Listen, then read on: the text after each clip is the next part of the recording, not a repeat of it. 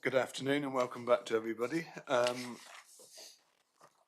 Cabinet Member for Transport, and the areas will be covering the public transport, active travel, community transport, concessionary fares and non-commercial routes, parking, strategic and regional transport, flood management, city centre, public realm and infrastructure delivery, highways operations, maintenance and marine services. And we have Councillor Dreen, Anthony Payne, Paul Barnard and Finance Business Partners in support. So, sorry, Philip Robinson, yes. Sorry, I was just reading off my list. Unfortunately, you're not on the list. You're the next one. All right. Councillor Dreen, if you'd like to start, please. Thank you. Thank you, Chair. This has been an incredibly challenging year for us in this area. It's been challenging because not only are we trying to deliver massive infrastructure projects with inflation at 11%, there are also supply chain and material shortages, and we've been having trouble appointing contractors. But we do so against both an in-year budget deficit and project budget shortfall of 11.39 million. It was also exciting because we continue to roll out the delivery of our largest capital programme of any individual department in the council, including a transport capital programme that totals a massive 458.4 million. Our Transforming Cities Future Fund now comprises of 12 sustainable transport projects, delivering over 113.2 million of new transport investment in the city. On public transport, we have continued to develop bus service improvement plans, and although we did not secure funding from the government on the first round, we have had some very positive feedback from them, which will feed into the report which I'll be presenting at Cabinet next month on the establishment of the enhanced partnership. I also continue to proactively work with Citybus and Stagecoach on discussing how we can continue to improve services, reliability and customer information. Providing infrastructure, for example, through our plans £3.2 million of bus improvements to Royal Parade and Mayflower Street, will continue to be crucial because Plymouth is, and because of its geography and the layout of the neighbourhoods, is always likely to remain predominantly a bus-based city. And of course, we let a new bus shelter contract to Clear Channel and worked cross-party with councillors Coker and Hayden, who again I'd like to thank for their time on that project, to review all the shelters that were to be removed, and indeed we agreed that some would stay and be replaced. On the active travel, we were one of only 11 local authorities to secure funding from the Department of Trade Active Travel Social Prescribing Pilot Fund. The 1.24 million award will fund a 3-year programme of 9 walking and cycling projects. We will collaborate with the health sector, service providers to increase travel through social prescribing pathways. We've also continued delivery of the Active Travel Tranche 2 projects, which are now substantially complete, comprising a total of £945,000. We extended the promotion-free adult cycling training, bike maintenance and e-cargo bike loan scheme for businesses, held many events for residents across the city, led cycle rides, businesses-focused led walks, and provided over 72 hours of adapted bike sessions. We were also awarded £297,000 under the Department of Transport's Capability Fund for those projects which are now substantially complete. And lastly, we've delivered a whole range of safety and lighting improvements across the city, too numerous to mention, as we're working jointly with Living Towns and Cities with Sustrans to take this forward. On community transport, despite the difficulties, the financial circumstances we find ourselves in, we continue to support Access Plymouth and are working with them to develop a more strategic business plan that can maximise their funding opportunities in the future. Regrettably, we have had to reduce the grant to Access Plymouth, which forms part of your papers, but we believe services can be continued to be delivered with 2 vehicles rather than 3, as driver shortages and availability remains the overriding constraint on the services they're currently providing. On the concessionary fares, we've reduced the budget by £500,000, but this budget has been historically underspent, so we consider the revised budget of just over 4.2 million will be sufficient given expected patronage levels. In relation to non-commercial routes, this was a subject of a report to the Cabinet on the 10th of November last year, which set out the backgrounds to the decisions to save 229,000 while maintaining 9 of the 14 routes. Working with Citybus and Devon County Council, I have been able to agree modifications to 2 further routes at no cost to the City Council on a use it or lose it basis, which I mentioned at our January Cabinet. The strategic regional transport, in relation to strategic and regional transport, I continue to play an active part in the work of Peninsular Transport and the Peninsula Rail Task Force. Plymouth is responsible for leading on communications and budget management for all the partner authorities in Peninsular Transport, who have been focused in the last year on a wide range of work streams and all associated transport planning, which will reform the regional transport strategy and therefore DFT funding later in the year. Regarding parking, the Highways Parking Service generates a net income to the Council which provides a critical revenue stream to support the highways activities such as maintaining our roads and streets. To support the Council in meeting current and future challenges, the service undertook an extensive review of fees and services, systems and technology, including specific considerations as to how we can support wider objectives around the environment. The last full parking review was in 2017, during which time we have fallen behind fellow councils in respect of fees and charges, while maintaining pace with the leaders of technology and innovation. In responding to the challenges, Cabinet approved consultation to be undertaken late last year in relation to a suite of proposals as part of the Parking and Modernisation and Environment Plan. These include a range of measures to ensure fair and considered approach to parking, which include modernisation of pay and display machines and the greater use of Ringo, increasing fees for on-street parking but introducing a 24-hour tariff, retaining concessionary fares for hotels and the hospitality sector but reducing the discount, simplifying the tariff structure for off-street parking and to encourage longer stays, decreasing the cost of 3-hour stays in Band B car parks, increasing residents' car parking fees from £30 to £41, as these have not risen since 2007. In relation to flood risk management, we've completed the Lara Avenue Property Protection Scheme, started the Longbrook Street Flood Scheme, completed the designs for the Trefusius Park Flood Relief Scheme, started work on preparing Plymouth's Flood Risk Management Plan and began to secure funding for this 6-year programme. Providing designs for the tidal flood defence work, providing detailed designs to enable the Central Park Sustainable Urban Drainage System project to start construction, implemented the Community Flood Awareness Project, and undertaken 300 consultation responses as the lead local flood authority on the new planning applications.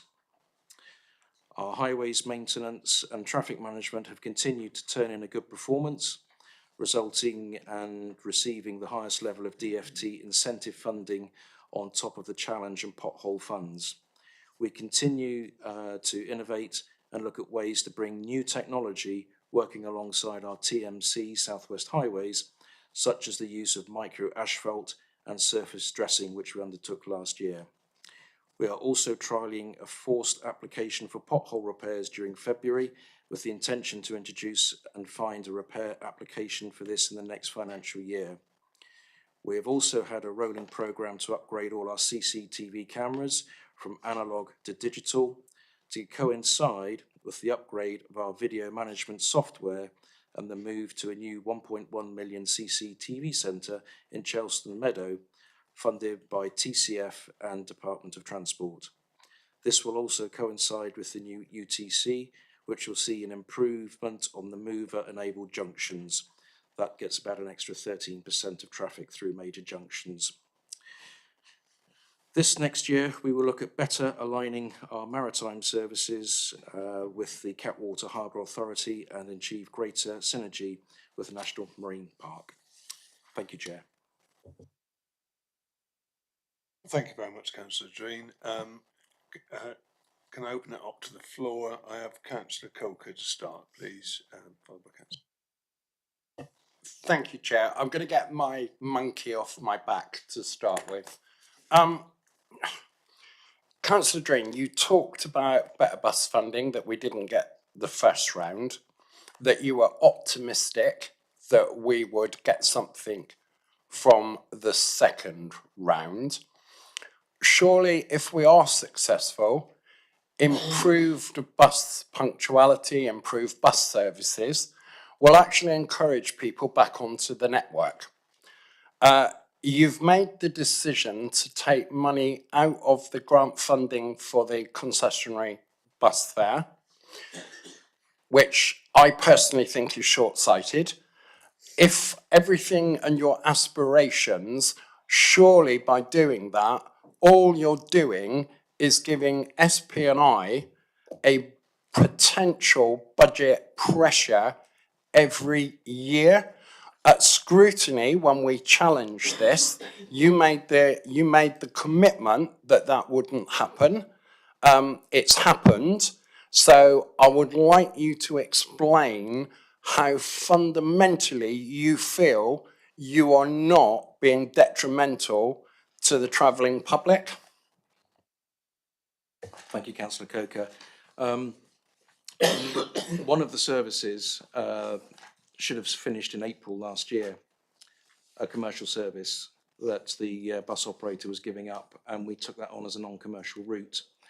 And I gave the pledge that if I could, I would keep non-commercial routes going, which I did until the end of the year.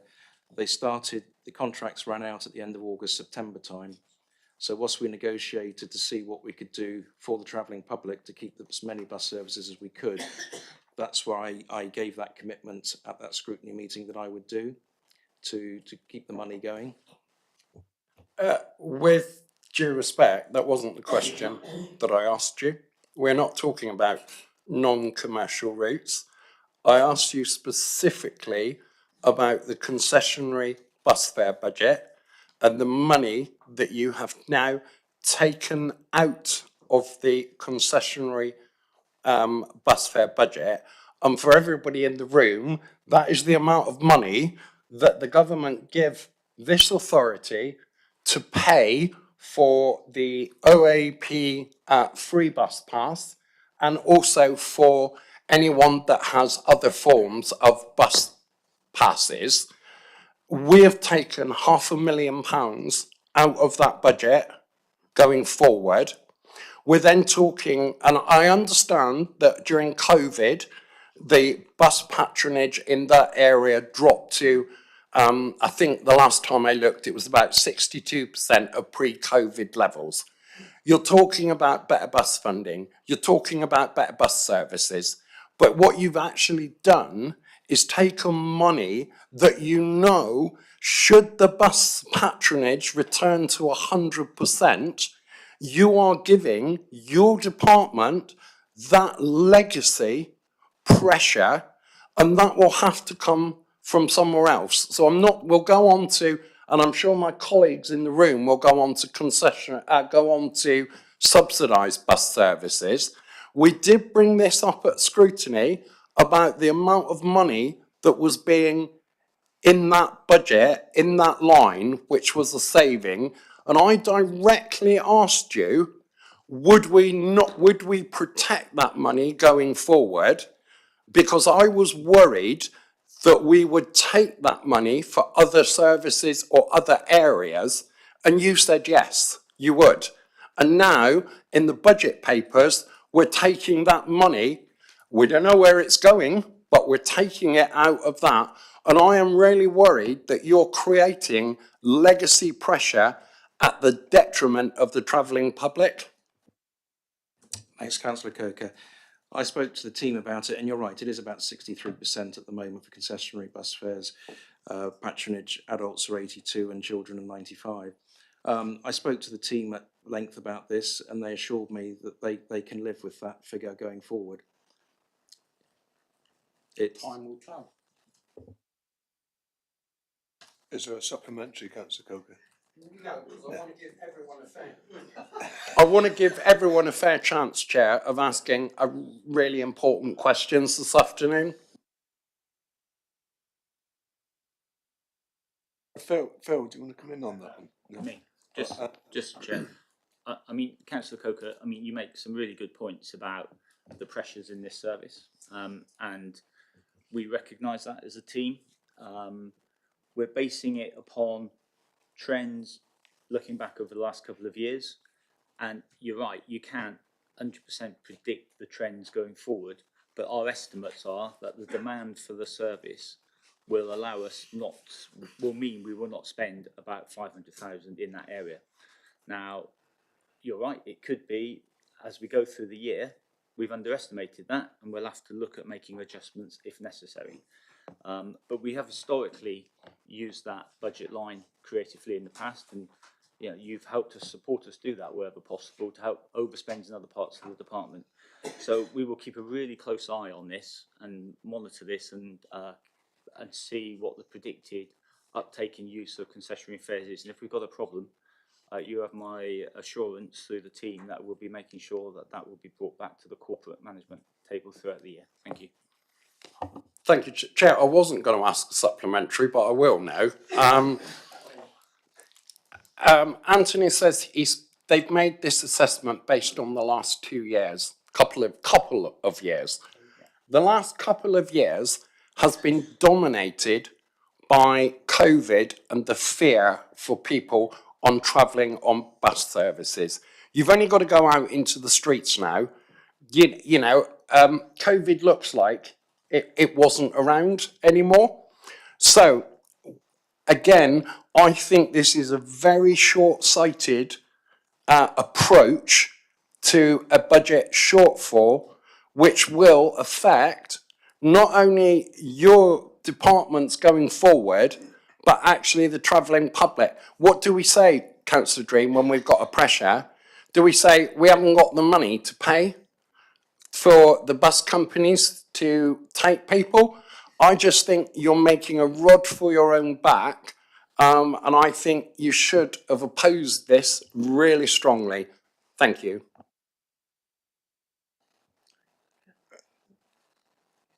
Councillor Kelly, please. Thank you, Chair. I'm delighted that we've got a longer session because clearly there's a transport and place is a huge session. Yeah. If I draw your attention to page 24 and we look at some of the proposed reductions, savings in 23-24, reduced concessionary bus fare budget, increased car parking charges as per the cabinet decision, charging for collection of garden waste, reinstate charging for non-household waste at Chelson, and reinstate charging bin delivery. Very roughly, all of those proposed savings equate to just over 2.1 million, which ironically was the amount that we lost last year by not increasing council tax. So just to put it on record, all those potential cuts could have, or a combination of, could have been avoided by the proposed budget last year that was put forward. My question though is to Councillor Dreen and the team. We've had Councillor Stoneman in and we've spoken with regards to the climate emergency. The bit that I'm really failing to understand and the people of Plymouth are failing to understand is that as a direct result of some of those changes, some of those budget cuts, i.e.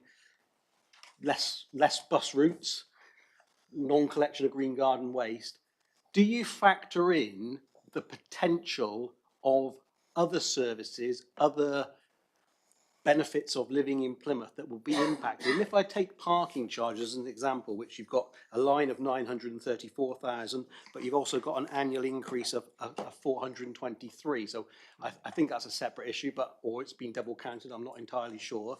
Nearly £1.5 million. We rely on business rate collection. Does anybody actually factor in and think, well, if we start putting charges up, especially in the district areas, where it's predominantly local businesses, maybe some of those will fail because we're in a very harsh economic climate at the moment with the cost of living crisis.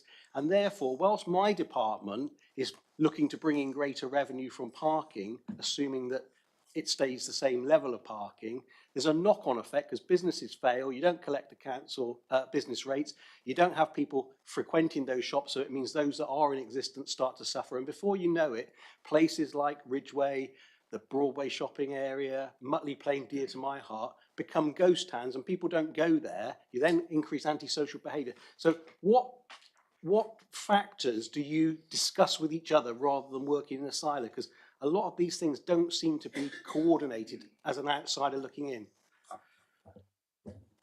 Thanks for the question, Councillor Kelly. Yes, we do talk to each other about it. It's brought a lot of conversation in it. Regarding the districts at the moment, the machines have just gone in for 2 hours free parking, but it'll be a while before they're connected. They're just being installed at the moment and they've got to be set up, etc. So it'll be 2 hours free parking, and then if someone wants to stay longer, they can then pay. It's similar to the system that's been going for a long time in Crown Hill, where you just go and pop your registration in and that's it. You don't have to return to the car to put a ticket there. It's ticketless, etc. The wardens have a machine on their hand, if you like, or a tablet that's got the details in. So yes, we do talk to businesses and things. It did provoke a lot of discussion about it, and we felt that offering 2 hours should be enough initially on the districts for people to do the business that they want. Okay, so the supplementary question, it was wider than that. Parking was one of them. The other area, for example, was with regards to the green garden waste collection. I think from memory, there's about 52,000 households that initially registered under the old regime. And on the latest figures, about 12,000, which Andy Rolfs alluded to at £39 a post, was around about 500,000. No, hang on, but it's linking in. So going back to, with regards to your transport, there's going to be increased loads potentially put in brown bins. If you look at social media, people are saying, I'm just going to put it in the brown bin, I'm not paying the £39, which in turn, sorry? It's next bit. It's just next bit. Well, it's transport though, isn't it? Is it not? No, it comes under. Okay, my apologies, then I'll save that for next time.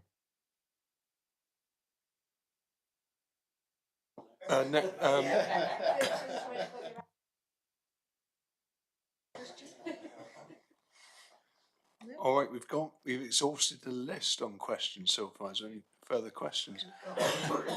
All right. Right off, I'll just add one. Obviously, regard to concessionary travel, that's instigated by the use of a bus pass, in effect. Has there been an increase in the amount of bus passes being issued, or is it sort of static with regard to previous years? I believe it's just fairly static, but if I could just, yes, it was, yes, that's right. Councillor Hayden. Oh, I will be. See, he's too keen now for me. I wanted to follow on to his question, but I'll wait. Councillor Coker again, please. I think that again sums it up, doesn't it? I want to move to subsidised bus service, Councillor Drain.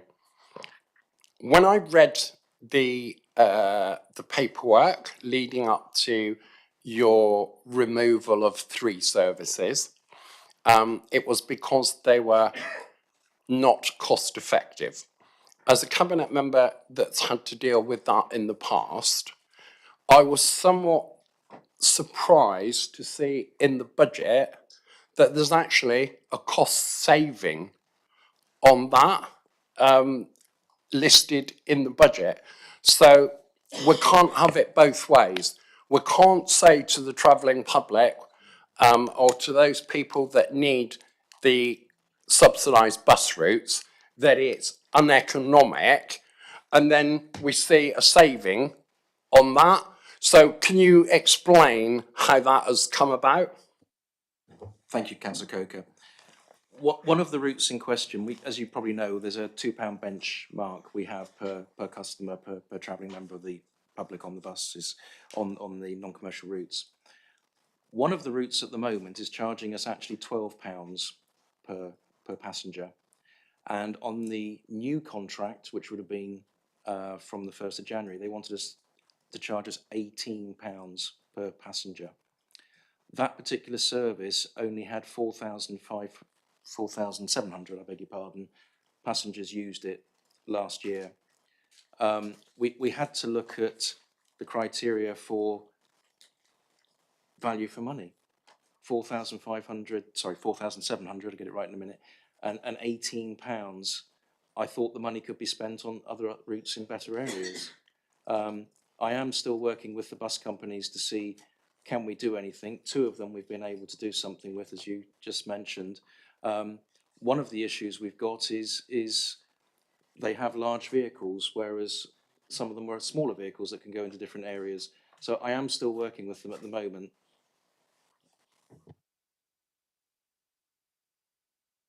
Is there a supplementary? I thought to tell me I was wrong. Yeah, my supplement, Councillor Drain, I wasn't asked, I understand the issues of subsidised bus routes and the patronage. Understand that, and you've got my deepest sympathies. But at the other end of the scale, in the budget, it is showing 200 and something £1,000 saving. So let's be honest and say these were cut not only because of the cost per passenger, but you wanted to save money. So let's be upfront and say, if that is the case, and I'd be happy for you to say, no, councillor, that's not the case and there's no saving. But according to me, it's showing in the paperwork. As I can clarify, Chair, clearly the whole budget is made up of a series of difficult decisions and priorities that sit behind those decisions. And so there is a 229,000 saving that has been identified against non-commercial routes, offset by the introduction of new charging at the park and ride sites, thereby allowing the non-commercial routes budget to be reduced by 229,000, which, as Councillor Coker rightly says, is the budget proposal. So clearly there have been some adjustments to what was announced and agreed by Cabinet in November in terms of non-commercial routes that are supported. Clues in the title, non-commercial routes, they are subsidised by the public because of low patronage. So, and that is a choice ultimately, isn't it, as to whether you support those at all, completely, or partially. And so the figure that Councillor Coker refers to draws from the substitution of income from the park and ride sites, which we're working with colleagues on street services to introduce. Thank you for that clarification, Paul. Councillor Poyser. Thank you, Chair. I think we'll stay on the subject of buses. We had Councillor Stoneman in earlier on. There's the Cabinet Holder for Climate Change. He, of all Cabinet members, knows about the challenges we face in trying to decarbonise travel within the city. I guess the challenge there is we are trying to encourage more people to take public transport, aren't we? Whether you're concessionary or non-concessionary. And I just wondered, just reflecting on what Councillor Coker said, is that we're going to be at odds there when we go to promote sustainable travel within the city, when we haven't got any budget potentially to accommodate those extra concessionary passengers. And that really does concern me. And I just wondered whether there'd been any dialogue between you and Councillor Stoneman when reaching this particular decision. Thanks for the question, Councillor Poyser. Yes, we'd spoken about it, and he joined me with the team that told me in making that decision on those cuts that it would be, we could live with it. There would be those amount of passengers that are not returning yet. As I say, at the moment it's 63%. It's been around that sort of figure for about a year now, I think, really. There's been no real increase in that, which is the decision that we came to when looking at the budget and talking with the directors, that we felt that we could take that amount of money out. Supplementary. Thank you, Chair. Well, I guess when we're going out to the public to say, use public transport, are we then saying concessionary pass holders, please don't use the buses? No, we're Is that not what saying that at all. Okay, We're I'm not just- saying that at all. We, Okay. I desperately are trying to get people back onto the buses.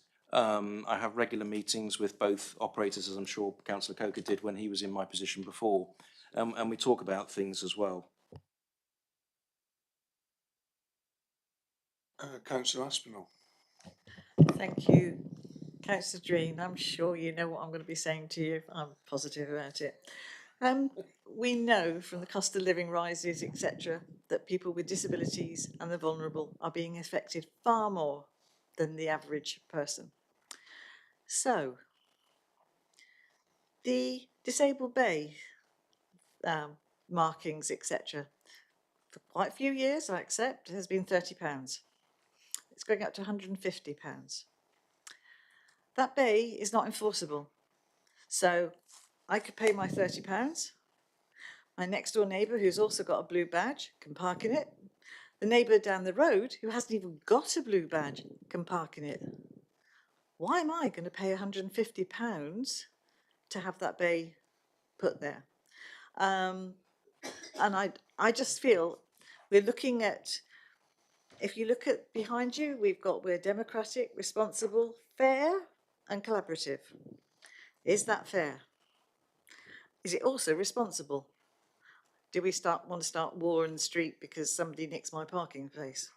Fine, so that's one thing. Secondly, accessibility permits. Brilliant idea when they happened, because it meant that anybody could pay £40, anybody that was disabled could pay £40, park in our city centre car parks particularly. You want to put that up to 60. That's another big jump as far as I'm concerned. So again, I come back to you. Is that fair? And also, if you look at the money that you want to raise from doing something like that, I took one out for several years. COVID then hit, so of course I wasn't going into town, so I didn't take it back. So we're now left with, do I actually decide to go for 60 quid? Well, it actually means I've got to go into town quite frequently for that to be a reasonable proposition as far as my finances are concerned. So are we going to make that money that you hope, that revenue, that it would come? Think on that. And then Access Plymouth. You knew that was coming, didn't you? I think what perturbs me about the cut to their budget is they are a specialised service. You can't get onto some of the public transport, A, because it's been cut to start with, but B, how do you get a specialised wheelchair onto that, whereas Access Plymouth do that? Again, we're looking at socially isolating people. And I just think, again, coming back to this, is that fair? Is it responsible? And is it democratic? Because they certainly pay their council tax the same as anybody else. All right, they might get a concession on that, but you know, they're still paying it. So I think really what I feel very, very strongly with these cuts or these proposals to your budget is that you are picking on a group of people that are being adversely affected at the moment by the cost of living and the conditions that are going on, and you're really victimising them. So I really want you to say to go back and think about this, particularly the blue badge, the parking bay, because people need those bays outside their houses to make sure that they can at least get out and mix with the community, get some social interaction. But they still pay their £150 and they can't park. So please, can you have a good old think about that and take that back to your team? Those three particular points are really close to my heart, and I certainly know to a lot of disabled people. Thank you, Councillor Aspinall. Yes, I will talk to the team again.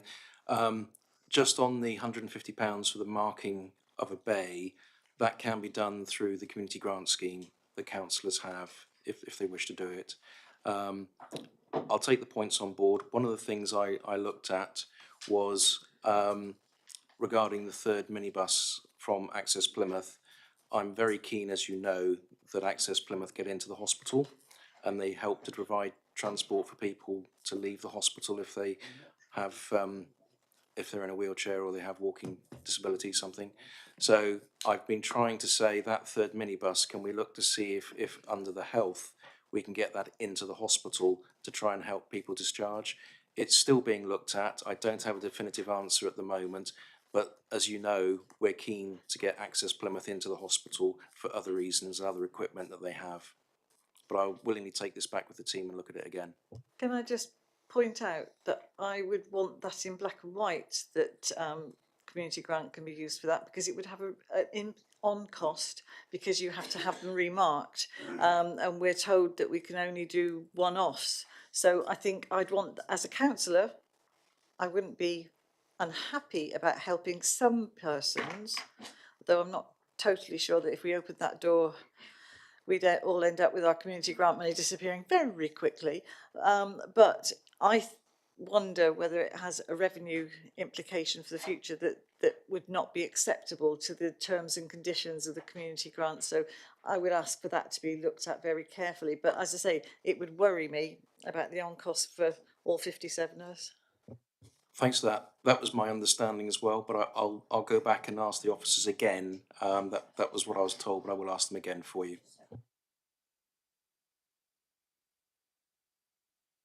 Councillor Hayden, please. Thank you, Chair. Councillor Aspinall's already mentioned about the blue badges, but we had Councillor Patel in prior to yourself under the customer service point of view. So I'm talking now about concessionary fares. So obviously you need your bus pass for that. What talks have you done with Councillor Patel about the supporting the most vulnerable people who need these bus passes? You're seeing a lower level.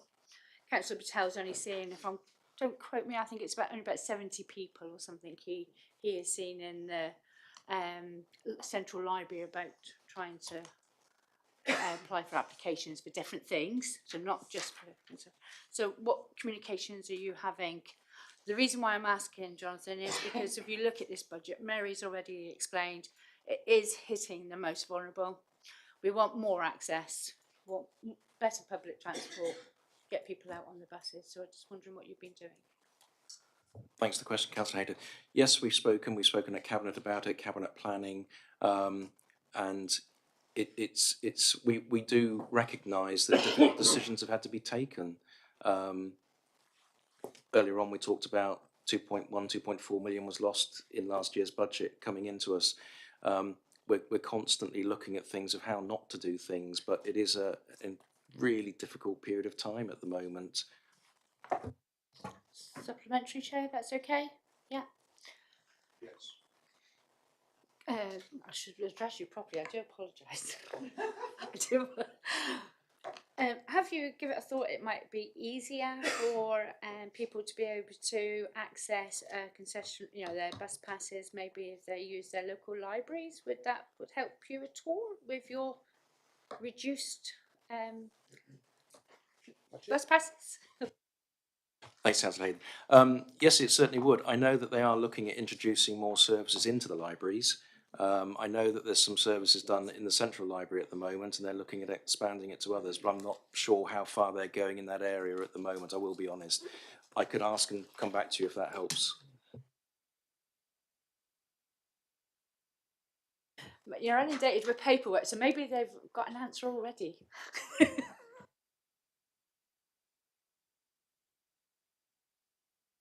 I'm being told it can be done online.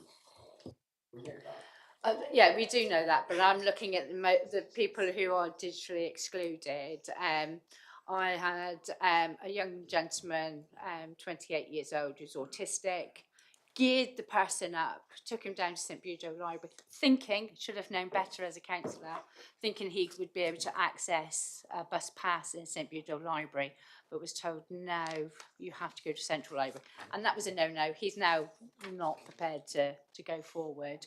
So that's what I'm trying to say. If we could get it into the local areas, it would help the most vulnerable people. Thank you. Yeah, no, thanks. We've definitely talked about it at Cabinet planning. Happy to follow it up. There's other services, as you say, not only the bus pass, but there's other council officers can help with other remits in there, and it gets more business into the libraries as well, which is another thing we want. But obviously, it's not my area.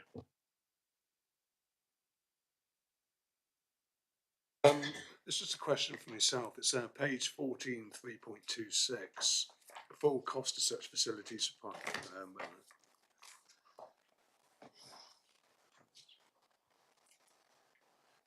A full review of community transport will be undertaken to ensure the efficient use of the limited available funds. Can you give any indications when that review will be undertaken and when it will be complete, please? Sorry, I was trying to find the page. Can Yes, you say the question again? Page 14, 3.26 of the budget update report.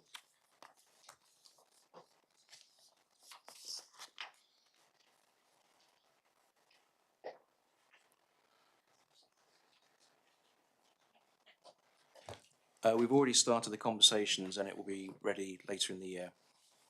Okay, so when will it be ready to report? Any idea? Well, we've only just started it, so I would think within 2 or 3 months.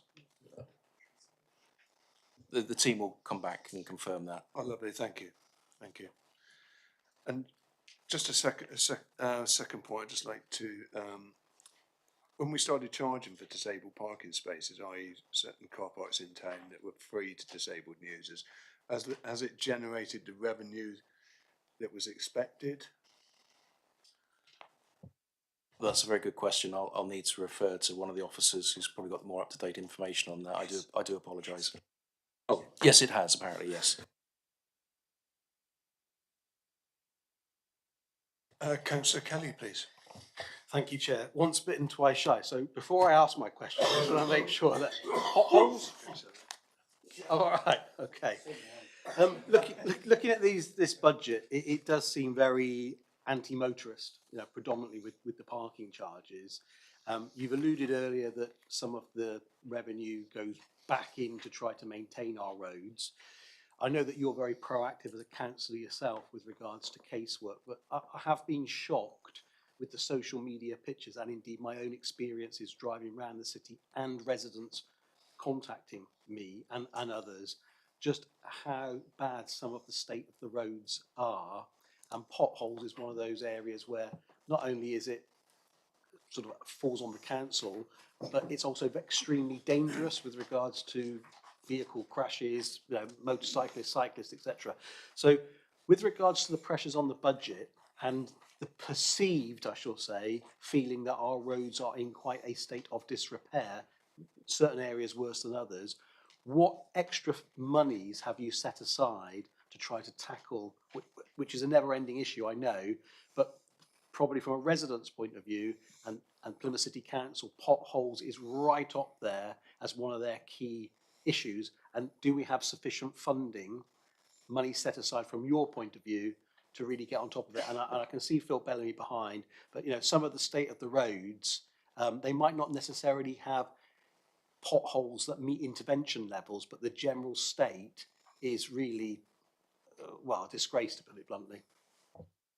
Thanks, Councillor Kelly. Yeah, as Mr. Bellamy knows, this is very dear to my heart. I'm on to him all the time about it, and I have been over the last 12 months. What we're doing is we went on a site visit to a nearby authority and we saw a system there called Velocity, which is a pothole mending machine. There is no depth limitation in that, which I think is a good start. As you know, the council's intervention level is 40 mil, and this new system, there is no depth in it at all. It's a cold application that can be done, and you can drive on it within 5 or 10 minutes. So I'm hoping that we're doing some trials, as I mentioned in Cabinet, next month, February.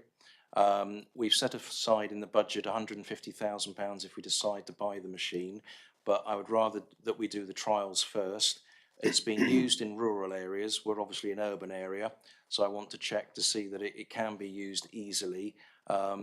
If you're in a lane or something in a rural area, it doesn't matter if there's any splatter coming from when you're repairing it or fixing it, whereas when you're in the city you might have people walking by or cars or something. So these are things we want to look at. So yes, we do have the money for it. We've put 150,000 to buy the machine in if we are happy with what it does.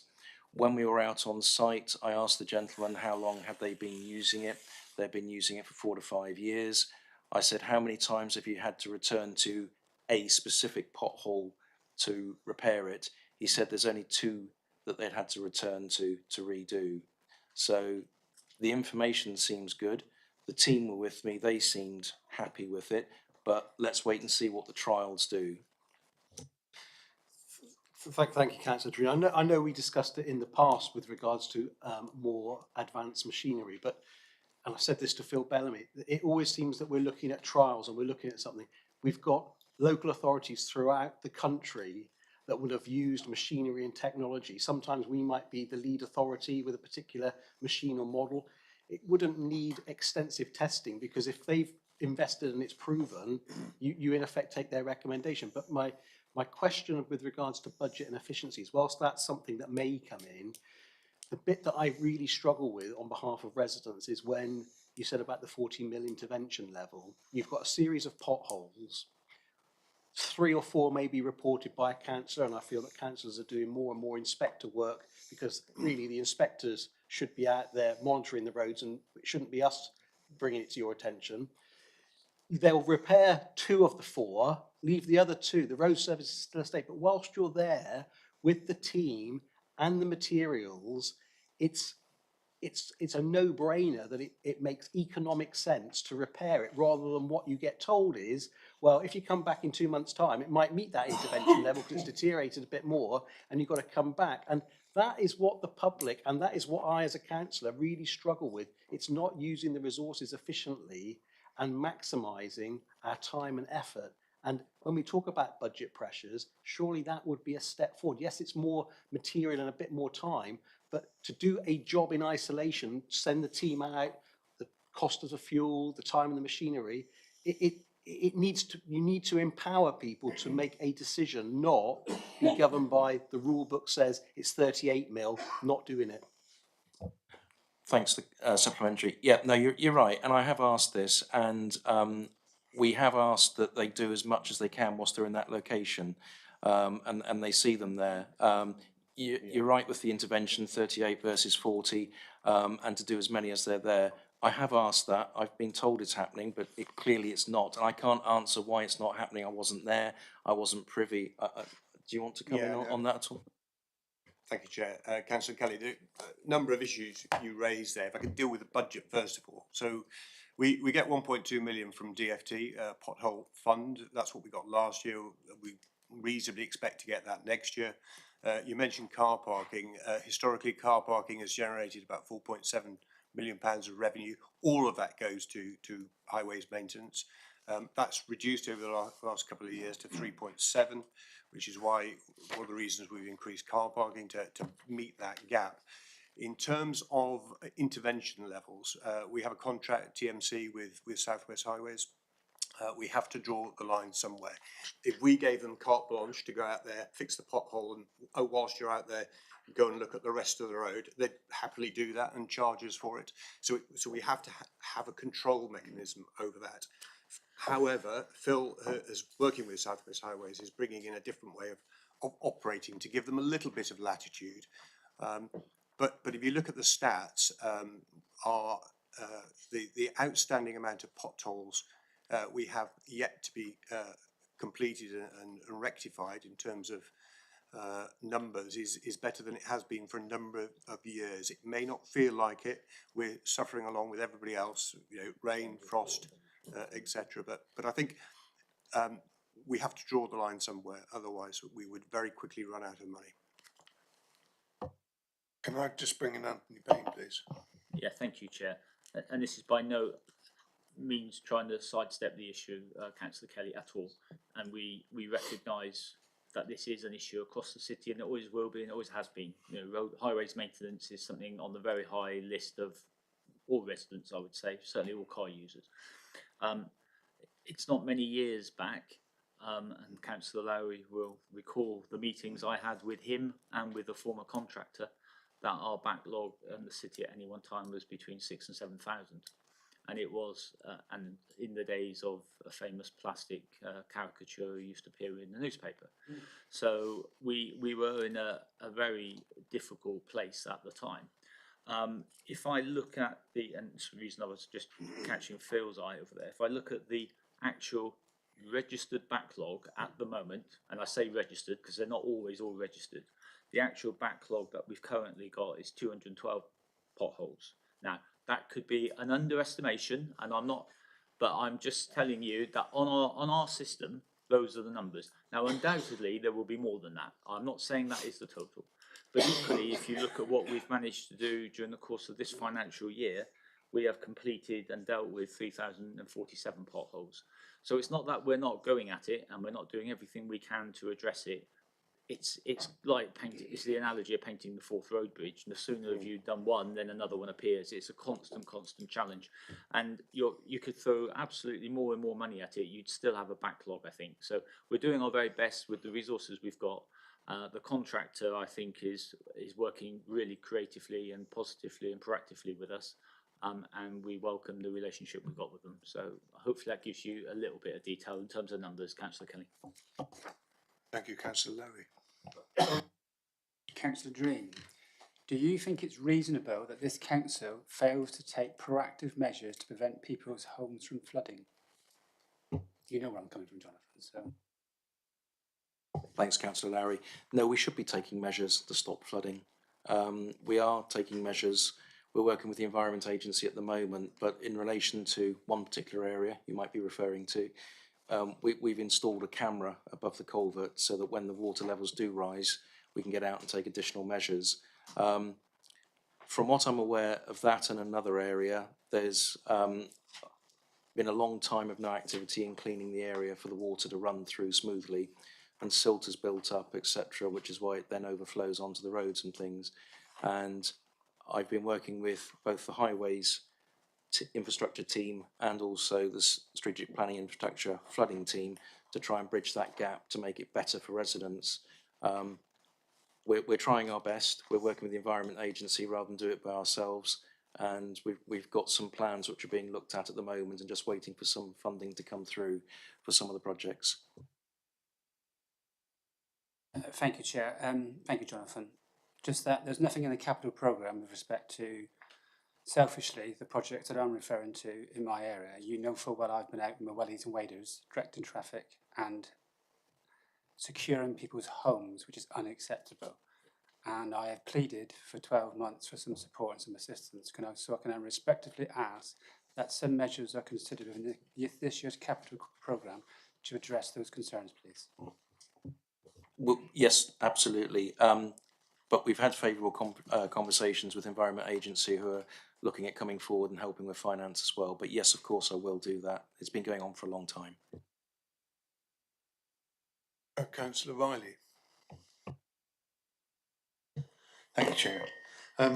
Councillor Dream, I just wanted to pick on some of the stuff that's been muted around the room. So if I can ask your officers, purely because I probably can't find every budget line, but there's been several items flagged up here by various councillors, and I think it's been quite important what people have asked about maybe having another look at. So if I can get the figures from your officers as a ballpark figure, I'm not going to hold you to reference the stuff that Councillor Aspinall talked about, Access Plymouth, the £40 to £60, 30 to £150, the concessionary fares, the subsidised routes, and the parking fees. You've brought those in and you've had a look at that. Can I get a ballpark figure off the officers, which will dovetail into my supplementary, as to what that looks like as a figure? Because what I'm going to ask you is, you started with by saying that it's some very difficult decisions in unprecedented times, and I know what Anthony said about looking at figures at the moment, but we're after COVID, so we might have to adjust and all that. But can you assure the committee that in reaching these proposals, you've had in-depth conversations, looked at alternatives and other considerations, not only with your management team, but also with your cabinet colleagues, and trying honestly to make the least impact that you can do? This is why you've brought this towards the committee. These are your recommendations. Well, I can take the last part and say yes, we have. We've looked at it. I've looked at alternative funding methods. For example, as I said to Councillor Aspinall there about the minibus, if we can get that into the health side of things to help the hospital and remove things. Did you have a figure there, Paul? So the community transport budget is 136,100. The non-commercial routes budget is 466,200, and the concessionary fares budget is 4,707,091. Those are 2022-23 current year figures. So supplementary, please, to the chair. You're looking at £5 million there plus in total. Can I ask if you were to accept and reinstate all the stuff that you're recommending today, and you had to find that £5 million elsewhere in your budget, what sort of impact would that have? And I don't want specifics, so I'm not into being scaremongering, saying I'd have to cut this. I don't want specifics. But if you don't achieve these savings and projected incomes, how much of an impact is that going to have on your budget going forward? We've looked at the budget in depth, in detail, how it affects different areas. We're still watching, for example, the non-commercial routes and the concessionary travel. 63% on the concessionary travel at the moment, not 100% as it was pre. We're in a difficult period of time at the moment. When the budget was planned 12 months ago, no one knew really what was going to happen in Ukraine or the utility prices. And the knock-on effects. I mean, I certainly didn't realise how much of our day-to-day live materials come from Ukraine. I certainly do now. One of the utility things, just to put it out there, is there was an extra £300,000 was put into the lighting budget for street lighting last year. Well, it's over £1 million this year. And we can work with that. We're working with that. We've got ways to cover that. So things are moving all the time. So we're looking at things. We're trying not to do some of the things we have to do, but that they are there.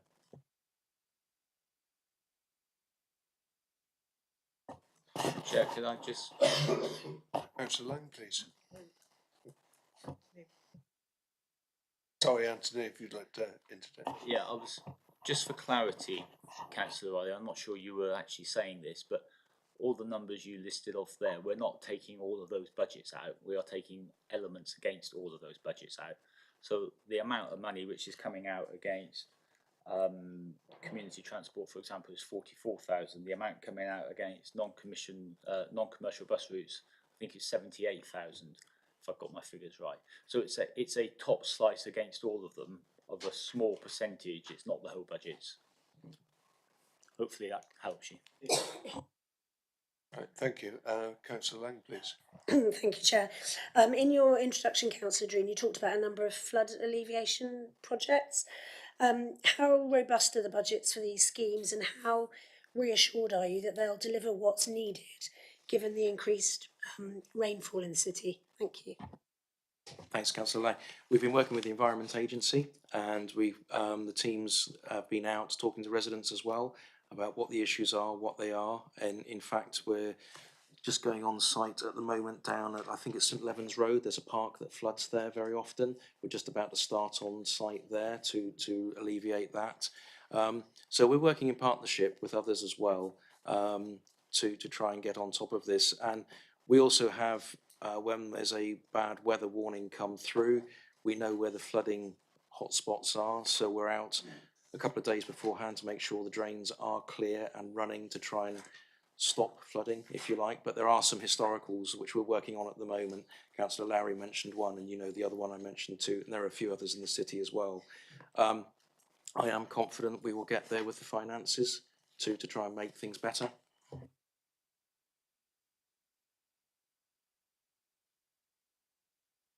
Councillor Boyser. Thank you, Chair. Just to go back to highways maintenance, but more specifically the South West Highways contract itself. I appreciate there'll be elements of this you can't talk about because it's commercially confidential, but all aspects that the services that's delivered under that contract, is there a mechanism by which they are market tested to ensure that the local authority is getting best value for money, and can that be demonstrated in some way? Thanks, Councillor Poyser, for the question. Yes, it is. This gentleman here often has meetings with them, and there's performance enhanced checks done. I don't wish to go into the details, but there's been some things I've not been happy with, and I've raised it, and it's gone back and been looked at, and they're working on things. We do check.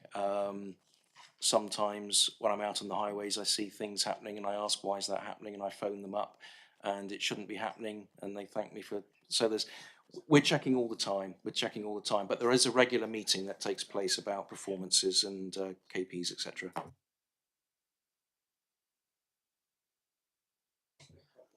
Supplementary, Chair? Yeah. So I was pleased to hear that we've got a good working relationship with them. So yeah, I was just more sort of thinking about is there a mechanism by which we can sort of demonstrate that maybe as a recommendation to see that we're working with suppliers during difficult times, that, you know, we want a long-term relationship with them. Are they willing to work with us to make some savings as well? Yeah, especially regard to recommendations. They said have a think about it.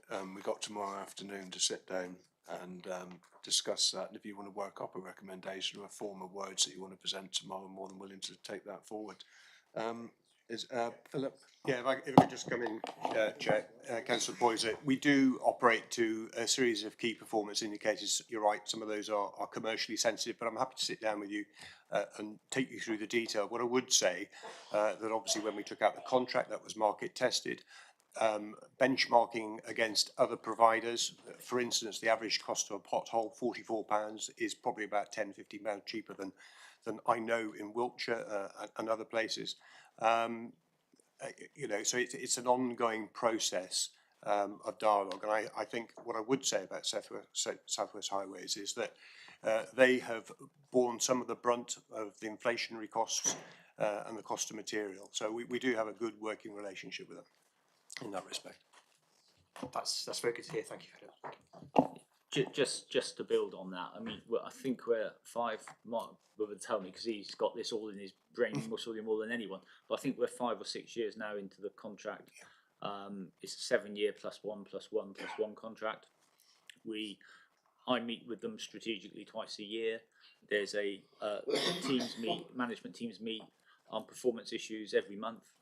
We continue to push them for efficiencies. We continue to push them for good value for money. Philip's already mentioned the £44 per pothole. That benchmarks really, really well. And we've basically said to them, you, as much as we need to make savings, you need to help us with savings as well. And they're understanding of that. I think whilst it is Southwest Highways, which grew out of a DMO from Devon County Council, they've always, within their culture, they've always had a culture of almost being local authority driven, unlike some other providers, and we benefit from that. And when we went with them, that was one of their strong selling points. So, but equally, they are part of a big international group, which is called Eurovia, which is then owned by Vinci, which is globally massive. So they can benefit from international and national sort of buying power, but equally they work locally and they've got a very strong local relationship with us. So we get the best of both worlds, in effect. Thank you. Yes, by all means. I was just wondering, supplementary, that's useful to know. So as part of that contract, is there any social value obligations in terms of committing to other projects which might already be benefiting within the city? That was one of that we built that in from the very outset. Yeah, thank you.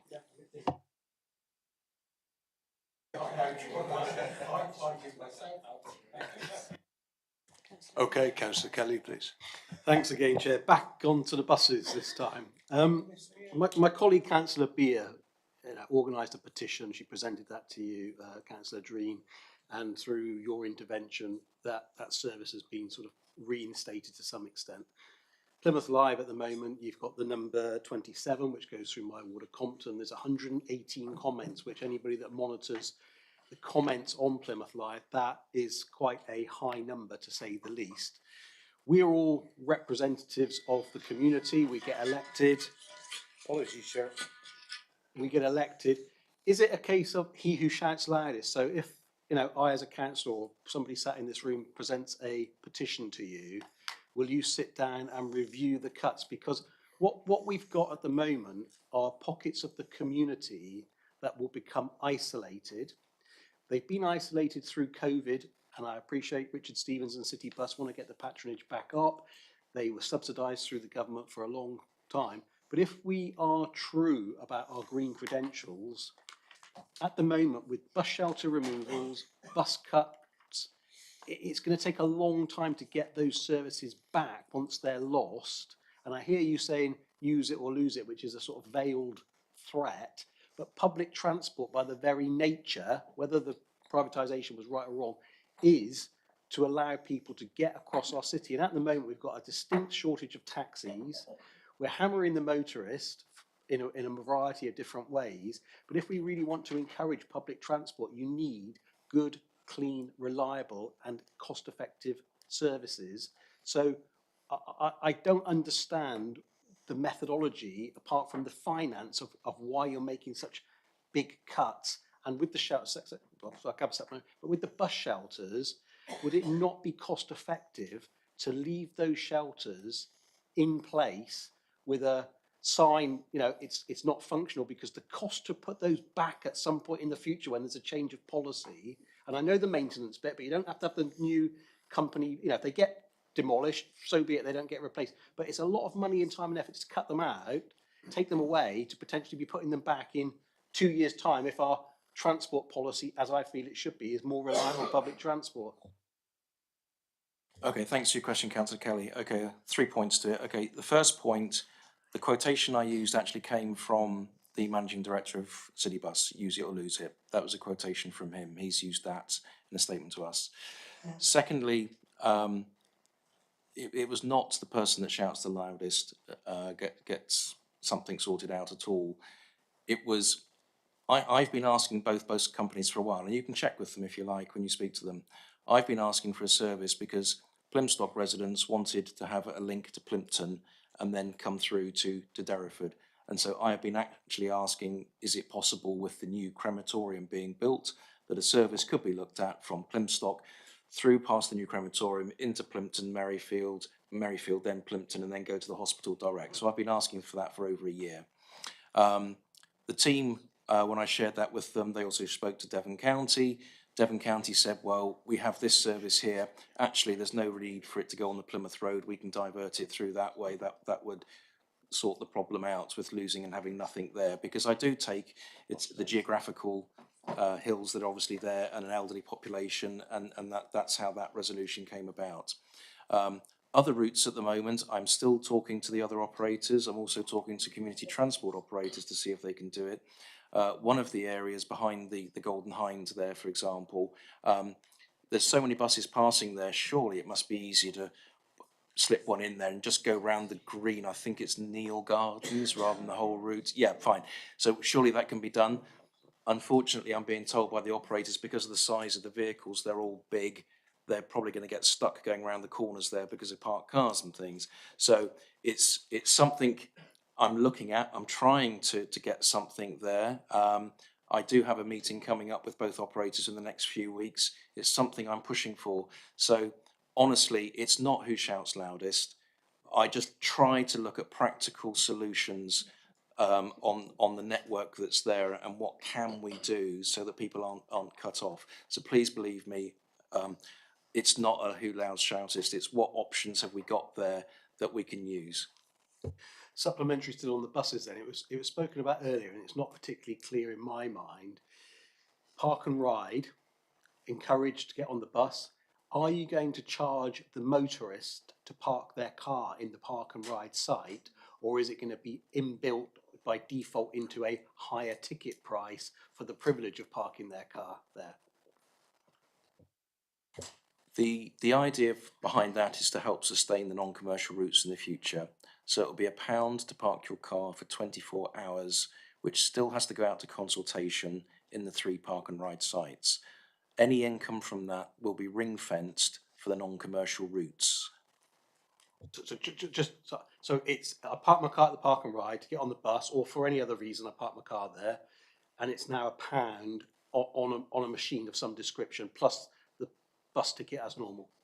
It will be, but it's got to go out to consultation yet. It hasn't actually been signed off. Okay, so thank you. we are consulting on that. Councillor Hayden, please. Thank you, Chair. I just would like to follow on from Councillor Riley's conversation when he asked you if you had, when you were looking at your budget, if you had spoke to your officers and other cabinet members, and you said you had, but just a bit of clarification. Obviously, today you've come here, you've heard concerns. Can I have some clarification as you will go away? And re-look and re-speak to officers and your fellow cabinet members, please. Yes, I can give you that guarantee. We have a cabinet planning meeting tomorrow, and obviously the officers are here and have heard everything that's gone on, and we can look again at it. I give you that guarantee. I can't guarantee that it will be changed, but I can give you my commitment. I will speak to cabinet colleagues tomorrow at planning, and also the officers have heard what you've had to say, and others for that matter. And I thank you for that, because if you look at your department, you seem to have took the most hit, if that's the right way to say, and really to, like we say, to the most vulnerable people as well, and trying to get businesses up and running in the city centre, to keep our shops running and things like that. So I appreciate your honesty of answering that. Thank you. I can just share with the committee today, actually, I was in a position and I actually met John Glenn on Friday. John Glenn is the Chief Secretary to the Treasury, and I lobbied him that we had no BSIP. I lobbied him on how important the bus services were in Plymouth for students, for people getting out and about, for just general travel around the place. And I did give him a bit of a hard time about it. I'm also trying with our MPs as well. Johnny Mercer I've written to as well, and I know he's actually lobbied on our behalf, Department of Trade as well, and I'm sure the other MPs are doing the same thing as well for us. So I am trying to reach out to as many people as I can, because I understand I use the buses myself, but I think Councillor Coker in the room probably uses it more than anybody else every single day. So I understand how important it is, especially for the vulnerable as well. And thank you. Can I also ask that maybe you look after your officer behind you, because he might be in great need of help there.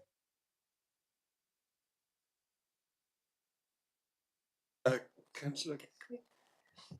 Chair, can we just remind our colleagues over there that we've not had any recommendations sort of muttered at all since about 10 o'clock this morning. So can you get your thinking caps on for in a minute? Yeah, thank you. I have. Councillor Coker, please. Thank you, Chair. I'm going to take my glasses off to start with. Okay, Councillor Dreen, when I say the NHT survey, you understand what I'm talking about, but for members in the room, that's a survey that's conducted annually about the public's perception of Plymouth highways. We've noticed that some of the areas have improved, but unfortunately, in a follow-up from Councillor Kelly's question, the actual state of the highways, in the public opinion, has deteriorated in their viewpoint. I note in the budget, it says we're going to reprofile highways maintenance in areas such as white lining, gully work, barriers and ironworks, and that will produce us a £500,000 saving. So the first part of my question is, what does that actually mean to the highway? And then when I look at, and that's where I need my glasses, because even though it's quite small, when I look at your budget for 22-23, in highways, you had a net budget of 2.543 million, according to us, when you take account expenditure and income. We then move across the line, and your net budget for 23-24 is showing as 0.499 million. Following in mind what Councillor Kelly said, how are we going to improve the public perception of our network And actually, is this £500,000 saving a way of saying we're not doing stuff on the network? So I'd be really grateful for that answer. Thanks, Councillor Coker. Great question. No, we're still working on the highway. There's a new way, and I'm going to ask Phil to explain. There's a new rationale way when we're working with South West Highways on charges working on the highway, and that's reducing costs down for us. Obviously, lining work, gully work, etc., will be done, and I think it's metal work. Did you say? That's what it says. Yeah, that will be continuing. This last year, we did more than we'd actually planned, resurfacing wise. We did surface dressing as well, and I've forgotten the name of the others. There was surface dressing and micro asphalt as well on top of the normal resurfacing program. So we did a lot in the last year, more than was originally planned. It's incredibly challenging times. We will be resurfacing, but we want to try and get on top of this new machine to see if it will help us moving forward with the surface carriage conditions. Councillor Coker, I'll try and answer this because I'm not sure Phil can speak at the moment, but the budget you talk about is our revenue budget, and that's been reduced. What you're seeing there is a move to greater capitalisation of salaries aligned to each of the projects. So that's not the money we're spending on the highways. It's not the maintenance, which comes from the majority of capital and the revenue from parking. I guess what Councillor Dream was talking about in terms of the 500k different methodology. Some of that is working with South West Highways to look, to ask them to innovate, to look at different ways of delivering to the same standards, so we don't lose on the incentive fund. We're still expecting to get the 323k from DFT incentive fund. So our standards in that respect should not be reducing. Thank you, Chair. As a follow-up then, so overall, taking into account what Philip said and what you've said, what you're actually saying is that next year's budget for highways and all the related issues that have got cost implications, and I think you quoted that everything has gone up 20-30% in materials.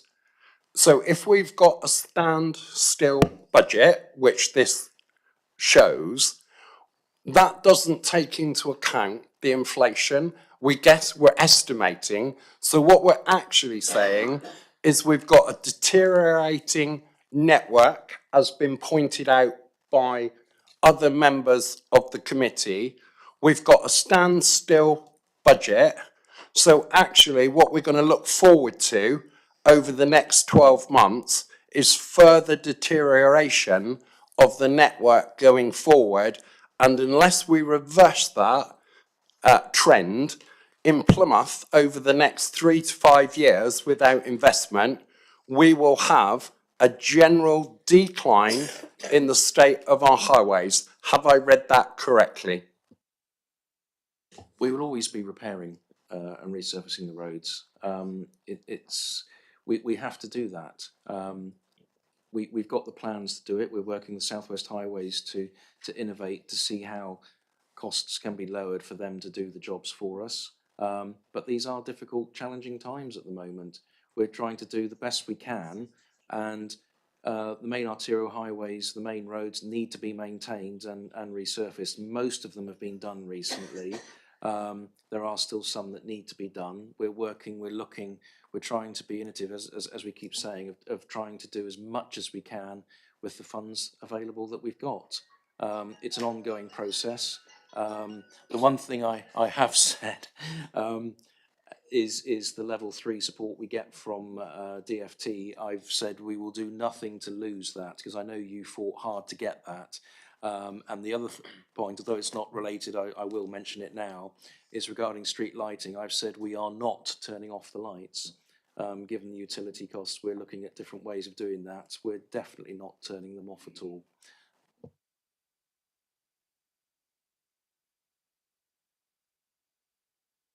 Councillor Lowry, please.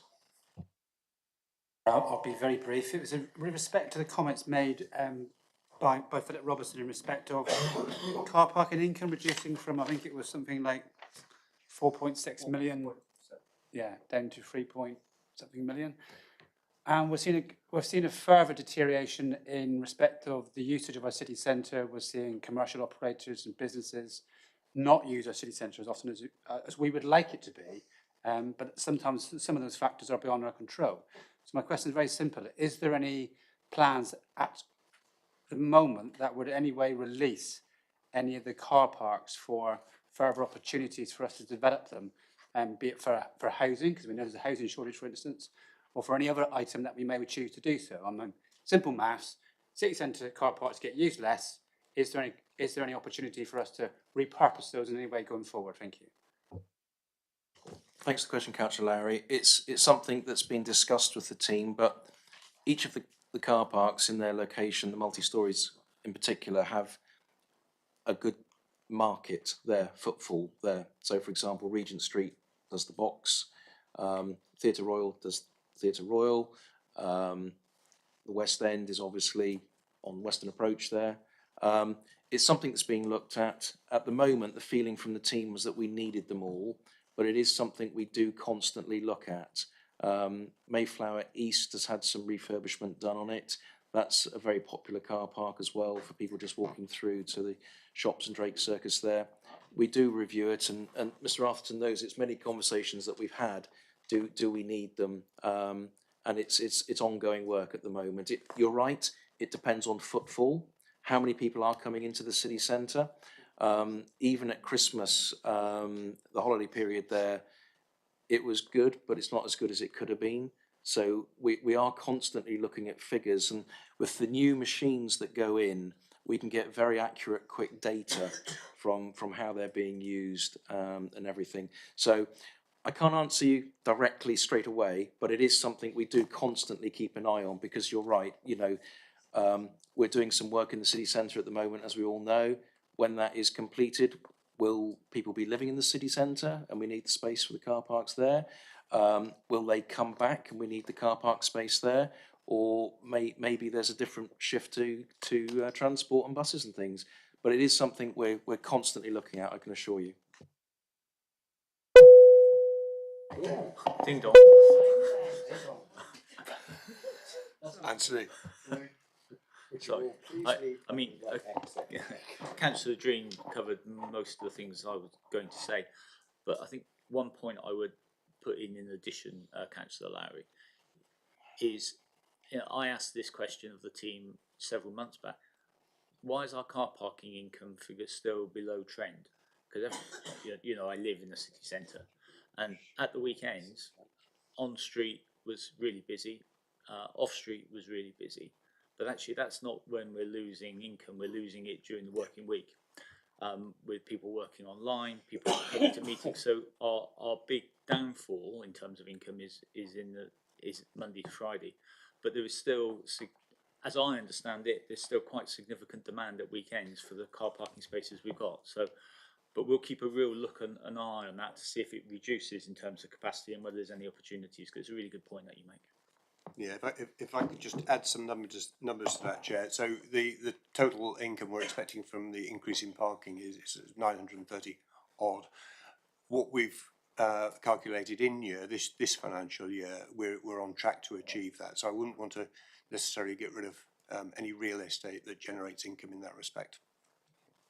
I think they may have talked themselves into a recommendation there.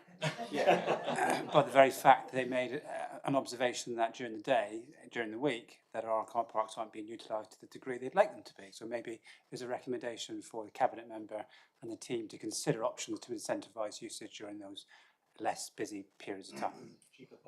Councillor Lowry, yes, I totally agree with that. Well, I can't change the fact that people are working online. It's not an incentive. People aren't coming into town people aren't coming into the city centre because of the price of parking. They're not coming into the city centre because of the change in working patterns. And it's a very, very significant issue that for all city centres around the country.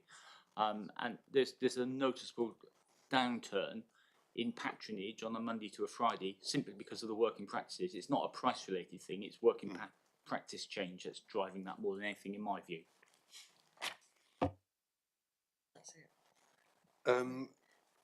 Due to time though, if the last two would be Councillor Poyser and Councillor Kelly. You'd like to... Thank you, Chair. As part of our approach to promoting more sustainable travel, obviously we've got public transport, we've also got active travel, encouraging people to walk, to cycle. Just looking at the budget for proposed budget for this coming year, there is an absence of what looks like £1.3 million in footway repairs, resurfacing and curb replacements. I was just wondering how you've kind of come to that decision to remove those from the budget, and what other provision are there for footpath maintenance, repair and curb replacements in the budget? Is there anywhere else in there as well? Because I hear from my residents as well, particularly those which use wheelchairs and motorised scooters as well. They find it particularly difficult to travel around Plymouth because of some of the poor surfacing we've got on footpaths. Thanks for the question, Councillor Poyser. We always try to have good footways. If they need repairing, we will repair them. If we need to find the money from somewhere else, we will. You raise exactly the points I'm always concerned about. Councillor Aspel and I sit on Access Plymouth. We work with disability groups, etc. We fully understand that. It almost sits like some roads don't have drop curbs. You know, a lot of people are complaining about mobility scooters in the road, and the reason they're in the road is because there's no drop curbs. Sometimes there is a drop curb and it's a parking issue as well.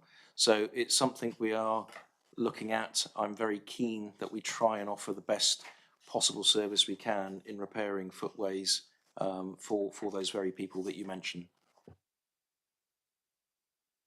Just very quickly, thank you for that response, Councillor Green. So I'm looking at the Living Streets funding. I don't know if that comes under your portfolio or whether it comes under... I'm assuming that some of that contribution can be used for those maintenance of footpaths, etc. Yeah, I'm not entirely sure how they are calculated and how the amounts are apportioned to individual wards. Is that, I don't know whether that can be clarified at another point, another time. Yes, I'll have to get back to you on that one. I'm sorry, I don't know the answer to your question. How it's calculated is what I think you're asking. I would say also, going back to the footways and everything at the moment, we've got utility companies, City Fibre, Wales and West, and some others as well, that are catching up on their work programme from obviously when the COVID period was and the lockdowns and things, and so that's why a lot of the pavements and things are in not a particularly good condition after they've worked there. But we are very hot on, if we get a complaint where they've been in that area, sending out an inspector to go and look at it, and we have had them back to make better the jobs that they've done. It's something that happens quite often. It shouldn't happen. I don't know why it does happen, but obviously we need to try and do as best we can and get other people to pay for their mistakes on it. Okay, Councillor Kelly. Please.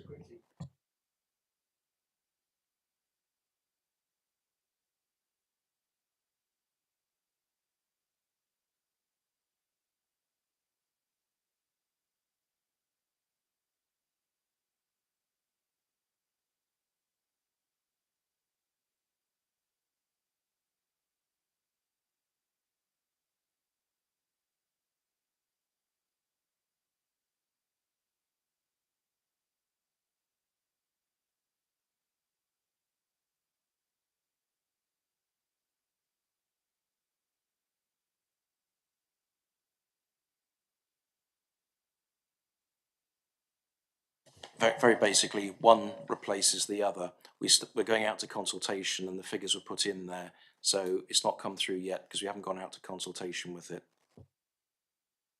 Well, I'm not clear on that, but the high that I want to leave on then is marine services, Britain's ocean city, growing, boat patronage, especially through COVID. You couldn't get a boat for love nor money. What have you done to increase the revenue stream, bearing in mind our proximity and our reputation for sailing and everything to go with it? Because we talk about cuts all the time. Yeah. I'm sure there's an active market, and you know the boat fraternity tend to have perhaps deeper pockets than a lot. And what have you potentially done to increase revenue by better services or extra services in that area? Thank you for the question.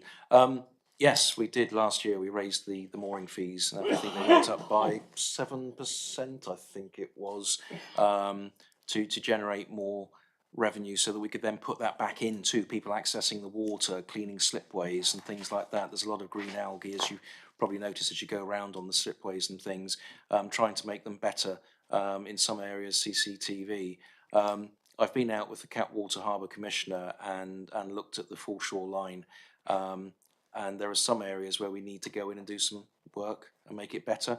On the more popular ones, it's not too bad, but there's always more work you can do. But it's something I'm very keen on, as you mentioned, the maritime sector, to try and improve the facilities there, especially for the visitors. You know, we talk about visitors coming in cars and things, but we forget about people sailing in or coming in on a boat, etc. So we want to have a good experience for them. So it's something we're always looking to try and improve. But it's a big waterfront, as you know, and it goes on for a long, long time.